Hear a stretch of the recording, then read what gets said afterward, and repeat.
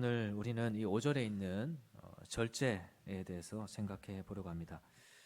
여러분, 절제는 성경이 우리에게 가르치는 아주 중요한 덕목 가운데 하나입니다. 오늘 말씀에서는 이 절제는 하나님의 신성한 성품에 참여하는 그런 모습으로 나타나고 있고, 또 8절에서는 예수 그리스도를 믿는 사람들에게 나타나는 믿음의 열매로 소개하고 있습니다.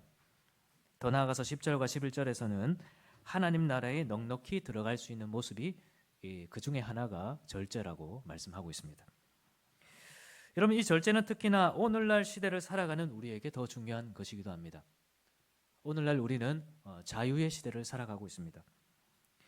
여러분, 우리가 자유의 시대를 살아가고 있다는 것은 너무나 감사한 일입니다.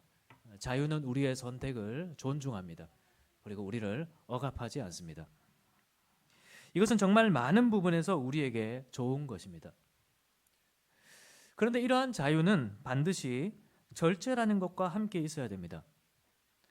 그렇기 때문에 이 자유의 시대 속에서는 사회적으로는 공적인 규제가 있어야 되고, 개인적으로는 절제가 있어야 됩니다. 그런데 오늘날에는 이런 것들이 많이 무너져 가고 있습니다. 자유라는 이름 하에서 많은 공적인 규제들이 사라지고, 또 개인의 인권을 존중해야 한다는 것에다가 개인의 탐욕과 욕심이 더해지면서 많은 부분에서 절제가 사라져가고 있습니다. 그래서 오늘날 우리가 누리고 있는 이 자유는 어떻게 보면 진정한 자유라기보다 방종과 무질서한 자유라고 할 수 있을 것입니다. 이런 모습 중 하나는 빈부격차에서 나타나고 있습니다. 오늘날 빈부격차는 점점 더 극단으로 가는 경향이 있습니다. 중산층이 사라지고 있다. 점점 더 극단으로 갑니다. 이것은 우리나라의 상황일 뿐만 아니라 전 세계의 상황이고 또한 국가 간의 상황이기도 합니다. 점점 잘 사는 나라는 점점 더 잘 살게 되고, 없는 자는 더 없게 됩니다. 얼마 전에 우리 교회에 와서 설교하신 우리 교수님께서 선교 사역을 할 때 경험하셨던 커피 산업에 대해서 저랑 따로 식사하면서 이야기를 했던 적이 있습니다. 그 커피 농장에서 일하는 대부분의 사람들 거의 현지인들인데, 근데 그 농장주들은 현지인들이 거의 없다는 겁니다. 농장주들은 대부분 해외에 있는 부자들입니다. 우리나라 사람들 중에서도 해외에 커피 농장을 가진 사람들이 굉장히 많죠. 그런데 현지에서 일하는 사람들은 하루에 1달러도 벌지 못한 채 그 노동을 착취당하며 산다는 것입니다. 공정한 무역이 일어나지 않고 있다는 것이죠. 가진 자는 더 가지게 되고 없는 자는 더 없게 되는 세상이 지금 우리가 살아가는 세상입니다. 여러분, 오늘날과 같이 발전된 이 시대 속에서 이러한 일들이 계속해서 일어나는 이유가 뭡니까? 절제가 사라졌기 때문입니다. 결국 절제가 사라진 모습 속에서 오늘날의 자유는 방종과 무질서로 달려가고 있습니다. 또 오늘날의 사회는 중독 사회라고 해도 과언이 아닙니다. 휴대폰 중독과 SNS 중독, 게임 중독, 더 나아가서 오늘날에는 마약 중독. 오늘날 사회는 여러 가지 중독 현상들이 일어나고 있습니다. 이건 역시도 적절한 규제가 사라지고 개인의 절제가 사라졌기 때문입니다. 자유라는 놀라운 가치에서부터 이 절제가 사라지다 보니까 우리가 누리고 있는 자유가 정말 행복한 것이 맞는지, 우리 아이들이 살아갈 이 자유의 시대가 정말 이 아이들에게 정말 좋은 시대가 맞는지 우리는 의문을 품을 수밖에 없습니다. 우리 그리스도인들은 이런 사회 속에서 절제하며 이 세상을 살아가야 됩니다. 절제를 가지고 세상 속에서 거룩한 교회로 살아가야 됩니다. 우리가 베드로 전후서의 주제 중에 하나가 세상 속의 교회라고 있지 않습니까? 세상 속에서, 절제하지 않는 세상 속에서, 절제는 세상적인 덕목이 아닙니다. 가진 것을 드러내고 과시해야 되죠. 그게 세상의 힘입니다. 힘을 드러내고. 그러나 하나님은 우리에게 절제를 가르칩니다. 그런 세상 속에서 절제하면서 이 세상을 살면서 거룩한 교회가 어떤 곳인지 세상에 드러낼 수 있어야 된다는 겁니다. 그러기 위해서 우리는 오늘 우선 절제가 무엇인지 생각해 볼 겁니다. 그리고 우리가 이 절제를 가진 사람으로 살기 위해서 또한 무엇을 기억해야 되는지 오늘 생각해 보려고 합니다. 우선 첫 번째로 우리는 절제가 무엇인지 생각해야 됩니다. 여러분, 절제가 무엇이라고 생각하십니까? 우리가 흔히 절제라고 생각하는 것들은 대개 우리의 욕구를 통제하는 것으로 이해할 수 있습니다. 그래서 절제한다는 것은 SNS를 하고 싶은 욕구나 게임을 하고 싶은 욕구나 어떤 다른 것을 하고 싶은 욕구를 통제하는 것을 우리가 절제라고 생각하기가 쉽습니다.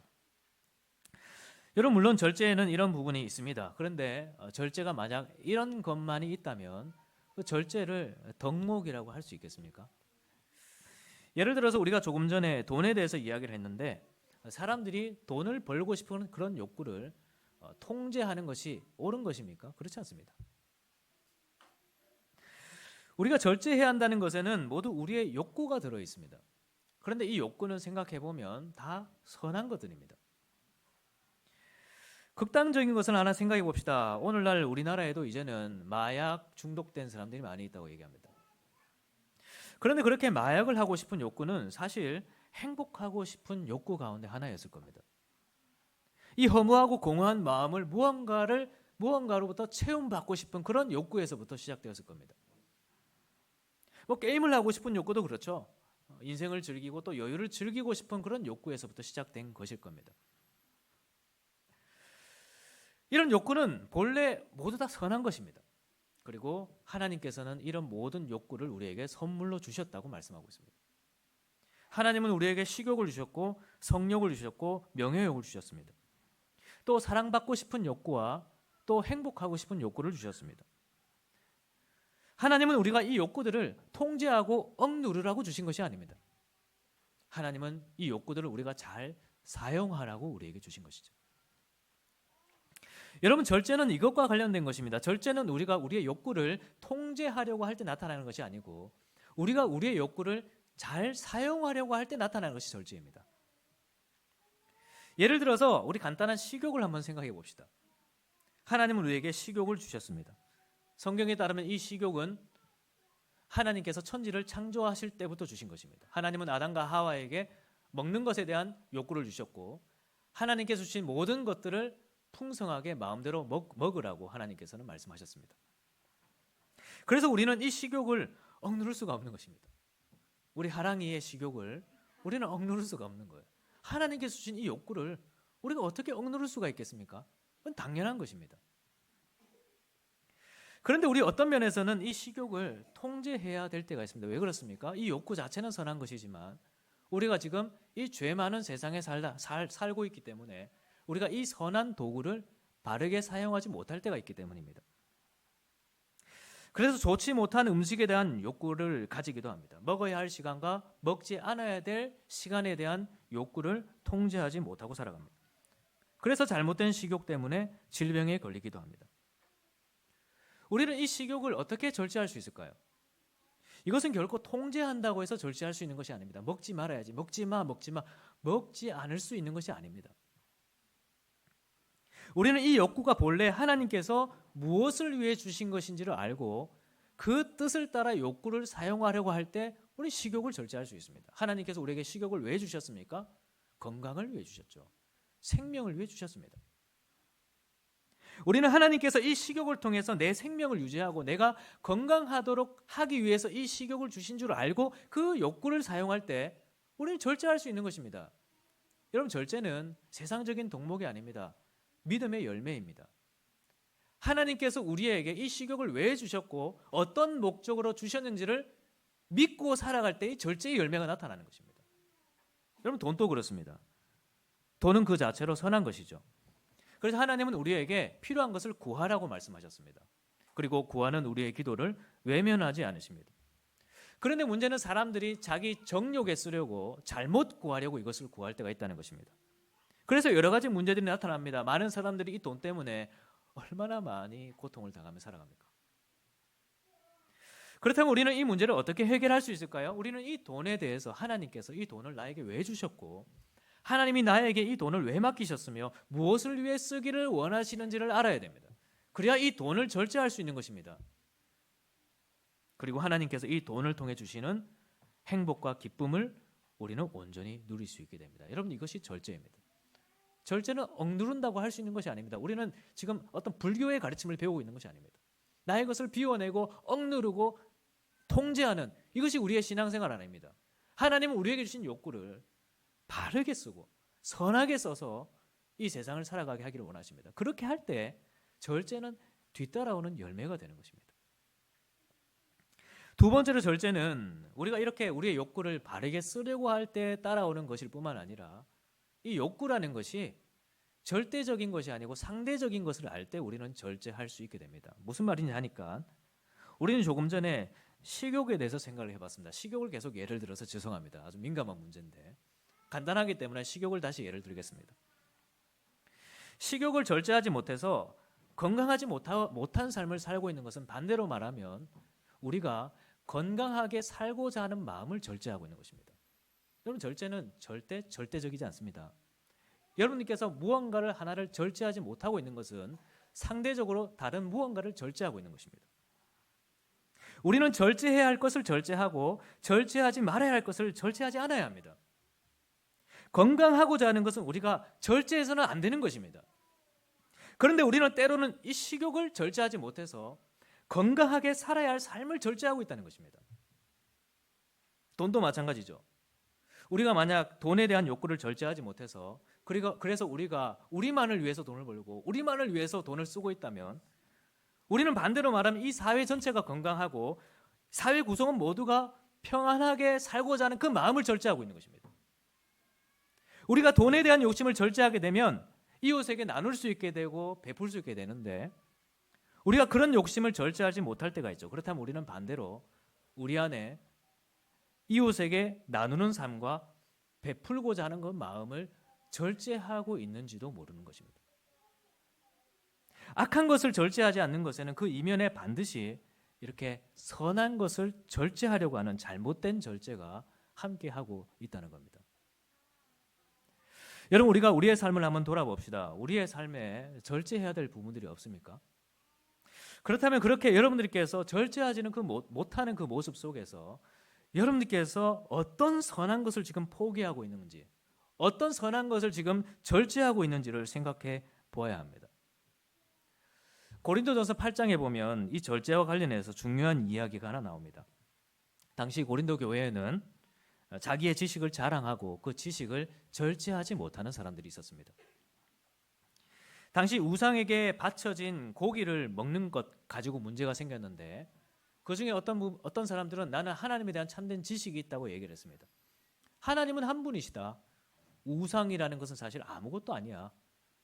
그런 믿음과 지식을 가지고 있었기 때문에 우상에게 바쳐진 고기 역시도 아무런 문제가 되지 않는다고 생각하는 사람들이 있었습니다. 여러분, 그 지식은 참된 것입니다. 우상은 아무것도 아니죠. 그래서 우상에게 바쳐진 고기 또한 아무것도 아닌 것이 맞습니다.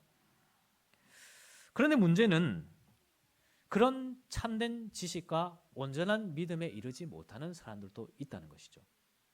어떤 사람들은 그 우상에게 바쳐진 고기를 먹는 것을 어떤 영적인 의미로 해석할 수도 있는 것입니다. 오늘날 저 같은 사람은 제사상에 드려진 음식을 이 제사상에 드려진 음식은 사실 아무것도 아니지. 하나님만이 신이신데 이거 드려졌다고 해서 특별히 달라지나? 그렇게 생각할 수도 있습니다. 그런데 어릴 때부터 제사상에 참여했던 사람들은 이 제사 음식은 조상이라고 얘기를 하지만 또는 귀신에게 드려진 그 음식이라고 생각하는 사람들도 있는 것입니다. 그래서 내가 그런 지식이 있다고 해서 많은 사람들이 보는 앞에서 아무렇지도 않게 그 음식을 먹는 것은 다른 한편으로는 그런 지식을 갖지 못한 사람들을 실족하게 할 수도 있는 일인 것이죠. 지금 고린도 교회에 그런 일이 일어났습니다. 자기 지식을 절제하지 못해서. 이것은 오늘날 술과 같은 문제도 마찬가지입니다. 우리 해외에서 오신 분도 이제 있는데 해외에서는 그리스도인들 중에 포도주 한 잔 먹는 그런 자유를 가진 사람들도 있습니다. 그러나 한국에서는 이 기독교 문화가 좀 다르게 정착되었죠. 기독교가 처음 한국 들어올 때 선교사님들이 보니 이 한국 사람들이 대낮에 일은 안 하고 맨날 술 먹고 노름하고 하다 보니까 교회에서 법을 정했습니다. 그리스도인들은 술 마시지 말고 노름하지 말고 정직하게 일하고 땀 흘려 일하라. 이것이 교회에 처음 들어올 때 법 안에 있었던 내용이었습니다. 그래서 우리 한국 교회 안에서는 술을 마시지 않는 것이 우리 그리스도인들의 경건한 삶의 모습으로 우리가 모두 받아들이고 있습니다. 물론 술에 대해서 성경은 많이 금지하는 부분도 있죠. 그런데 내가 이 포도주 한 잔 먹는다고 해서 이것이 몇 도인지 1도 정도면 되지 않을까? 무알코올이면 내가 되지 않을까? 하면서 이 무알코올인데 하면서 사람들 앞에서 내가 무알코올 맥주를 막 마음대로 먹는 그런 지식은 저에게 있죠. 자유도 있습니다. 그러나 그런 지식이 아직 온전히 이르지 못하는 사람들에게 저의 이 행동이 절제하지 못함을 통해서 얼마나 많은 실족하는 마음을 줄 수 있겠습니까? 그래서 고린도전서 8장이 말하는 것이 지식을 절제하고 교만하지 말고 형제를 사랑하라, 그렇게 얘기를 했습니다. 고린도 교회 안에 어떤 문제들이 일어났냐니까 자기 지식을 자랑하고 절제하지 못하는 것을 통해서 자기 형제를 사랑하고자 하는 그 마음이 절제되고 있는 일들이 일어나고 있었다는 겁니다. 여러분, 우리는 이것을 꼭 마음에 담고 살아야 됩니다. 우리가 우리의 지식을 자랑하고 교만한 것을 절제하지 못하면 다른 사람들을 실족하게 하고 상처받게 하는 그 일을 우리가 일으킬 수도 있다는 것입니다. 가족 안에서 내가 무언가를 절제하지 못하는 것은 다르게 생각하면 우리 가족이 평화롭고 행복하기를 마음을 절제할 수도 있다는 것을 우리가 알아야 돼요. 그것이 만약 정말 선하고 하나님 나라에 가는 것이라면 그건 정말 큰일 나는 것이지 않겠습니까? 우리가 무언가를 절제하지 못하고 있다면 그 이면에 내가 어떤 선한 것을 포기하고 살고 있으며 어떤 좋은 것을 절제하고 있는지를 생각하면서 이번 한 주간 절제의 삶을 살아가게 되시기를 주님의 이름으로 축원합니다. 마지막으로 절제는 우리가 하나님 나라의 상급을 바라볼 때 따라오는 것이기도 합니다. 고린도전서 9장 25절에 이런 말씀이 있는데요. 이기기를 다투는 자마다 모든 일에 절제하나니 그들은 썩을 승리자의 관을 얻고자 하되 우리는 썩지 아니할 것을 얻고자 하노라. 여러분, 이 말씀을 기록한 사도 바울은 참 절제의 삶을 살았던 사람이었습니다. 신약 성경에 절제와 관련된 용어가 많이 나오는데 그 중에서 오늘 이 베드로 후서에 등장하는 단 한 번을 제외하고는 모두가 이 사도 바울과 관련된 용어입니다. 사도 바울은 참 절제의 삶을 살았습니다. 그런데 바울은 어떻게 이 절제의 삶을 살 수 있었냐고 하니까 이 말씀에 보면 하나님의 나라의 상급을 바라봤기 때문에 절제의 삶을 살 수 있었다고 말합니다. 여러분, 이것은 어떻게 보면 지극히 당연한 것입니다. 얼마 전에 우리 교회에서 이런 일이 있었습니다. 우리가 교회에 어떤 한 아이가 어떤 한 특정 음식에 대해서 계속해서 먹고 싶어하는 그런 일이 있었습니다. 그런데 그 음식이 제가 무엇인지 지금 기억이 잘 안 나는 지난주인가 지난주 같은데 몸에 좋지 않은 음식이었던 것 같습니다. 그래서 주변에 있었던 사람들과 또 제가 이런 얘기를 했습니다. 누구누구야, 손흥민 선수를 봐. 그 훌륭한, 왜냐하면 그 친구는 축구 선수가 되고 싶은 친구였거든요. 그 훌륭한 선수가 되기 위해서 얼마나 많은 것들을 절제하고 있겠니? 그런 얘기를 했습니다. 물론 그 어린 아이에게 이런 말을 하지 않아도 될 것 같은데 어쨌든 그 말 자체는 진실입니다. 우리가 무언가를 바라고 어떤 상을 바란다면 우리는 당연히 절제할 수밖에 없는 것입니다. 사람들마다 이기기를 다투는 자마다 승리를 하고 성공을 하고 인생에서 큰 상을 얻고자 하는 자마다 모두가 다 절제하며 살아갑니다. 여러분들 한번 보십시오. 우리가 지금 절제하지 못하는 부분을 돌아보고는 있지만 사실 우리는 많은 부분에서 절제하는 삶을 살아가고 있습니다. 삶의 행복을 위해서, 또 취업을 위해서 많은 것들을 절제합니다. 또 가정이 있으신 분들은 가정을 위해서, 가정의 행복을 위해서, 내 삶의 성공을 위해서 많은 것들을 절제하며 살아가고 있습니다. 이것은 어떻게 보면 당연한 것이죠. 승리를 바라보고 성공을 바라보고 상을 바라보는 자들은 절제하며 살아갈 수밖에 없습니다.